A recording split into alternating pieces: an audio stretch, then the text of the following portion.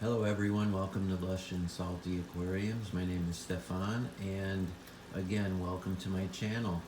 This is perhaps my lowest tech tank. It's not even a tank, obviously. This is a jar aquarium, a vase I got at, I don't know, Crate and Barrel or Containers, etc.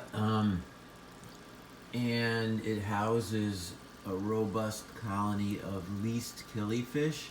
Least killifish are the smallest live bearer in North America. They're an excellent nanofish in terms of their hardiness, their disposition, and obviously their breeding habits, because there's quite a few in this vase.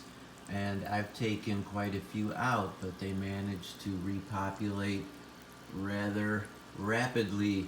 And that's interesting because of one thing. Least killifish are so small, they have only one baby at a time as opposed to a bunch of fry like guppies. And so even though these females like her right there um, only give birth to one juvenile at a time, I still have quite a few in this jar aquarium. Now, hold your ears if you don't like controversial content, but I do take a number of these out from time to time and put them in other tanks, largely as food source for bigger fish, in particular in the saltwater tanks where the fish are very big and carnivorous. I have to do that because this tank would become more overpopulated than it already is. Now, fortunately, this species of fish is used to living in what other fish would consider a compromised situation. So, small amounts of water, um, dark water, stagnant water, etc. Now, I don't have that problem in terms of the quality of the water. There's so much plant life in here that's doing rather well that it oxygenates the water and picks up all the waste that these fish might be having, or at least a great deal of it. I also have plants growing out from the water, these lucky palms, and their rootstock is deep inside this substrate, pulling more nutrients from the waste product of all these fish.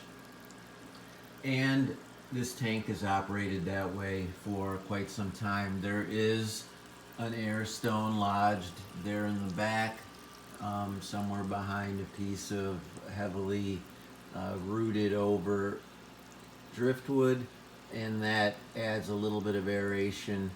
I find that that helps a great deal, and it's easy to do.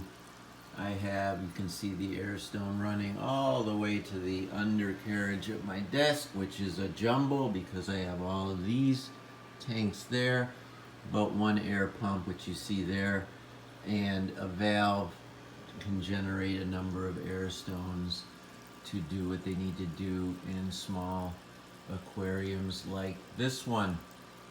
What else can I tell you about the least killifish? The one baby at a time is pretty much the key deliverable in terms of understanding this fish. In its most perfect setting, you will see a bronze gold sheen.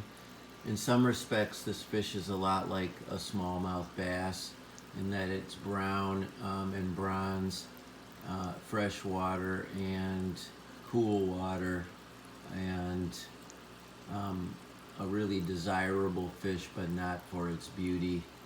And you could say the same thing about the least killifish. If I were to take some of these and put them in an outdoor tank or any sort of pond, they would likely do fine, and a lot of people do that. And I don't have really an outdoor tank. I have a tub, but it's winter time. There were fish in it, and they're probably dormant at the bottom. I've never seen a dead one, but in there are some guppies, mostly females, and some of these that I couldn't bear to just feed to other fish.